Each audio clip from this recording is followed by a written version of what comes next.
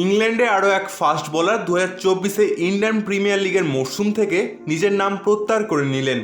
মারগুডের পর 26 বছর বয়সী গাস আটকিনসন এই বছরের জুনে অনুষ্ঠিত হতে চলা আইপিএলে তিনি আর অংশ নেবেন না বলে জানিয়েছেন।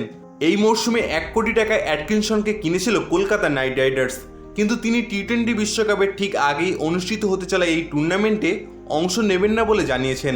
তবে অ্যাটকিনসনের বদলিও ঠিক করে ফেলেছে কেকেআর। ঘোষণা করা হয়েছে তার নামও। আইপিএলের তরফে একটি অফিসিয়াল বিজ্ঞপ্তিতে জানিয়ে দেওয়া হয়েছে যে অ্যাটকিনসন 2024-এর আইপিএলে অংশ নেবেন না বলে জানিয়েছেন। তার বদলে শ্রীলঙ্কার দুরন্ত বোলার দুসমান চামেরাকে দলে নিয়েছে কলকাতা নাইট রাইডার্স।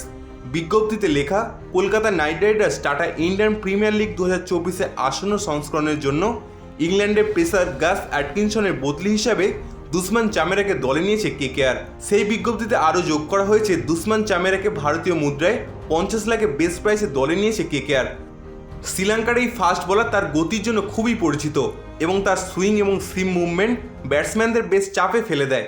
এর আগে রাজস্থান রয়্যালস এবং রয়্যাল চ্যালেঞ্জার্স ব্যাঙ্গালোরে খেলেছেন যথাক্রমে 2018 এবং 2021-এর আইপিএলের মরশুমে।